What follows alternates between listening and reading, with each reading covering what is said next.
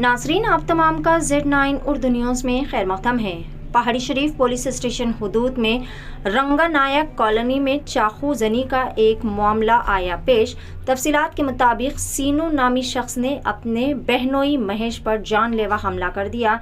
जैसे ही इस हमले की इत्तला पहाड़ी शरीफ पुलिस को मिली, इत्तला के साथ ही मुतालिका पुलिस भी मौके पर पहुंच गई और ज़ख्मी शख्स को बगैर इलाज उस्मानिया दवाखाना मुंतकिल कर दिया गया और पुलिस ने एक मुकदमा दर्ज करते हुए मुख्तलिफ ज़ावियों से मज़ीद तफ्तीश भी शुरू कर दी है। चाकू ज़नी और हमले की ये वारदात की असल वजह का वाज़े तौर पर कुछ भी पता नहीं चल पाया। बहरहाल पुलिस इस मामले में मुख्तलिफ ज़ावियों से मसरूफ़ तहक़ीक़ात है। पेश है Z9 उर्दू न्यूज़ की एक ख़ुसूसी रिपोर्ट। मज़ीद ताज़ा तरीन ख़बरों से जुड़े रहने के लिए चैनल को लाइक करें, शेयर करें, सब्सक्राइब ज़रूर कर लें। నా పేరు రమేష్ అన్న నా పేరు రమేష్ మేము పొద్దున పిఎస్కి వచ్చినాం దేనికోసం వచ్చారు పొద్దున కేసు పెట్టికి వచ్చినాం కేసు పెట్టి వాళ్ళు పెట్టిరు మేము మాట్లాడినాం మేము పోయినాము ఎవరు పెట్టినారు ఆ పిల్లలు పెట్టిరు దేనికోసం అదే పిల్లమూడు పంజాబ్ గురించి వాళ్ళు పెట్టిరు మేము మాట్లాడినాము పోయినాము 3:30కు మళ్ళా పవన్ ఆయన శీను ఇద్దరు వచ్చారు మాట్లాడారు వచ్చారు మళ్ళీ మేము గణేష్ కాడ పూజ చేస్తున్నాము మాకు 8-10 నిమిషాలకు మాకు కాల్ వచ్చింది ఇట్లా సంగతి పొడిచిరని కాల్ వచ్చింది ఎవరికి పొడిచినారు మహేష్ కు మహేష్ మా తమ్మిని మహేష్ ఎక్కడ ఉంటారు ఇక్కడనే ఉంటాడు మీ తమ్ముడా మా చిన్నమ్మకు కట్టి ఉంటాయి 39 శీను అంటే పవన్ చెప్తే శీను ఓడిచిండు పవన్ చెప్తే శీను ఓడిచిండు మంచిగా తీసుకో శీను బాగుమరిది పవన్ కంసీర్ కార్పొరేటర్ టిఆర్ఎస్ పవన్ చెప్తే శీను ఓడిచిండు మేము పోయినాం ఇంటికాడికి సార్ గత కొన్ని రోజులు మేము పోయినాం భార్యాభర్తల మధ్యలో కలహాలు నడుస్తున్నాయి. గత కొన్ని రోజుల నుంచి ఇంట్లో సంసారం అన్నప్పుడు ప్రతి ఒక్కరికి సంసారం ఉంటది. కొన్ని రోజుల నుంచి ఇంట్లో వాళ్ళదేదో వాళ్ళది నడుస్తుంది. నడిచినంత మాత్రాన వాళ్ళ భార్యాభర్తల మధ్యన ఇప్పుడు పొడిచిన అబ్బాయి సీను అనేటోడు సొంతం నా బొమ్మది అవుతాడు మహేష్ సొంతం నా బొమ్మడిది దాని మీద పెట్టుకోను బయట వాళ్ళని అబద్ధం కాదు, ఏదైనా వాస్తవం ఉండాలి. కాకపోతే ఏంటంటే గాయపడిన ఆయన మా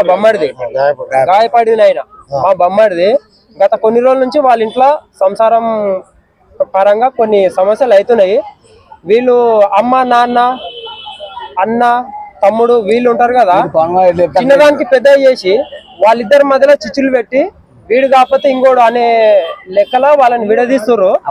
కాకపోతే అప్పటికే కొన్ని రోజులు అవుతుంది వీళ్ళిద్దరిని విడదీసి భార్యాభర్తల్ని విడదీసి కొన్ని రోజులు అవుతుంది. ఈ సీను అనేటైనా సీను వాళ్ళ అమ్మ నాన్న వీళ్ళని వీళ్ళకు మాటలు నేర్పించి ఇంకొకటి పవన్ అనే ఈయన ఉన్నాడు కదా కౌన్సిలర్, ఆయన తరపు నుంచి వీళ్ళకు కొంచెం సహకారం ఉంది. అందువలన వీళ్ళు రెచ్చిపోయి సీను అనేటైనా మా బొమ్మడిది వాళ్ళని వాళ్ళ భార్య వాళ్ళని విడదీసిరు. వీడేం చేసిండు, ఒక మొగోడు ఆడదాని లేని మొగోడు భర్త ఆడది లేని ఒక భర్త ఏం చేస్తాడు, ఒక బానిసత్వానికి గురవుతాడు. వాడు ఒకటి నిజమని నమ్మిండు, ఆమె వేరే ఏదో ట్రాప్ చేస్తుంది వేరే ఏదో చేస్తుంది అని చెప్పి వాడు నమ్మిండు, అదే నిజమైంది. వాడిని పట్టుకొని వాడిని నిలదీసి అడుగుతుంటే వీళ్ళందరూ కలిసి వాడిని పట్టుకొని నువ్వు వాడిని అడిగే అధికారం ఏందని చెప్పి వాడిని పట్టుకొని ఈ రోజు వాడిని కొట్టి అవసరం చంపడానికి ప్రయత్నించారు. ఈ రోజు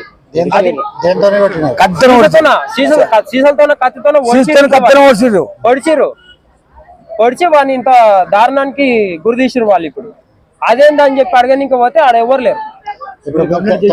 కంప్లైంట్ ఇచ్చారు ఇక్కడే మన ఎవరికి సీను అనేటోని మా బొమ్మడిది వాళ్ళ బావగానికి సీను అనేటోనికి పవన్ అన్న సపోర్ట్ ఉన్నాడు. ఆయన సపోర్ట్ తోన వీడేంది ఏమైనా గానీ ఏడికైనా సరే మేము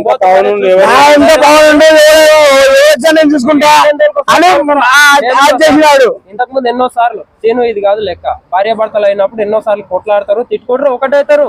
అవసరమైతే మీ చెల్లెకు అమ్మ నీ భర్త తప్ప మేము ఎవరం కాము, నీ భర్తనే నీకు జీవితాంతం అవుతాడు అని చెప్పి ఆమెకి ఏదో 4 మంచి మాటలు చెప్పి పంపిరు. మాకు కూడా పెళ్ళలేదు సార్, మాకు కూడా పిల్లలు ఉన్నారు, మాకు కూడా అక్క చెల్లెళ్ళు అమ్మ నాన్న అందరు ఉన్నారు. ఇప్పుడు మా అక్క చెల్లెళ్ళు మా బావలతో ఓట్లాడినప్పుడు ఏడికైతే అడిగాను అని చెప్పి మేమైతే తోలుకొచ్చి ఇంట్లో పెట్టుకోలేము కదా. వాళ్ళకి ఏదో 4 మాటలు సరి చెప్పి వాళ్ళకి కూడా మంచి ఏదో న్యాయం చేయాలని చూస్తాం. కానీ ఎంతకైతే అంత గాని అని చెప్పి మేము కూడా చేయలేం కదా.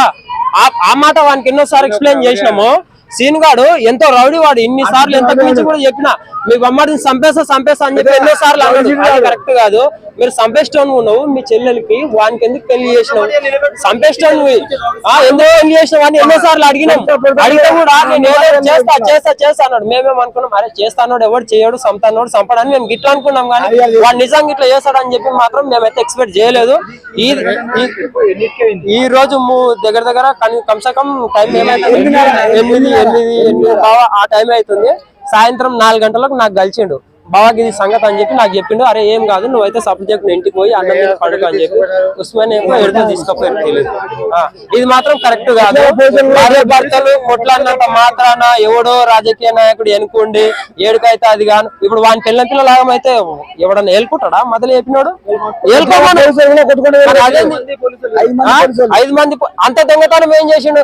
ఎవరైనా చంపేసిండా? వాడు ఎవరైనా చంపేసిండా? ఏమైనా దొంగతనం చేసిండా? ఎవరైనా దోసుకొని వచ్చిండా? లేకపోతే ఎవరింట్లో కన్నా పోయి వాళ్ళ అమ్మలని వాళ్ళ అక్క చెల్లెలని ఇట్లా గుంజుకొని వచ్చి ఏమైనా చేసిండా? అట్లా గిట్లా చేయనందుకు ఇట్లా అని ఇబ్బంది పెడుతురా? పొడిచి సంపాదించినంత అవసరమే. ఈ సీను అనే వ్యక్తి ఉన్నాడు కదా, ఈ పవన్ అన్న ఉన్నాడు కదా, ఆయన సపోర్ట్ తీసుకొని ఎంతో మందిని ఎన్నో సార్లు బెదిరించిండు. కానీ మేము కోరుకునేది ఒకటే, మన పాడి షరీఫ్ సిఐ సార్ ఉన్నాడు కదా, ఆ సార్ నుంచి ఒకటే రిక్వెస్ట్ చేస్తున్నా, దయచేసి వానాసంటోళ్లకు మా అసంటోళ్లకు రక్షణ కల్పించాలని ఒకటే కోరుకుంటున్నా. దీనికి దారుణమైన ప్రతి ఒక్కరిని శిక్షించాలని కూడా కోరుకుంటున్నాం సార్. ఇంతకు మించి మాకు ఏం అవసరం లేదు. కాకపోతే ఇంతటి దుస్సాహసానికి సహజం చేశారు కదా, వాళ్ళకి ఖచ్చితంగా శిక్ష పడాల్సిందే. ఎందుకంటే ఈ రోజు భార్యాభర్తలు అన్నప్పుడు కొట్లాడతారు, కలహాలు వస్తాయి. దానికి ఏదో సరి చెప్పి ఏదో ఇట్లా కాదు అట్లా అని చెప్పి నచ్చజెప్పే లెక్కలు ఉంటాయి. కానీ ఏడికైతే ఆడికి గాని అని చెప్పి ఏం అన్నప్పుడు నేను తెలియని వాళ్ళకి రెచ్చగొట్టి ఇంత దారుణానికి పాలు పడిస్తున్న వాళ్ళని మాత్రం ఖచ్చితంగా వాళ్ళని శిక్షించాల్సిందిగా మన పాడిషేర్ పిఎస్ నుంచి సిఎస్ఆర్ కోరుకుంటున్నాం. అంతకు మించి ఏం లేదు.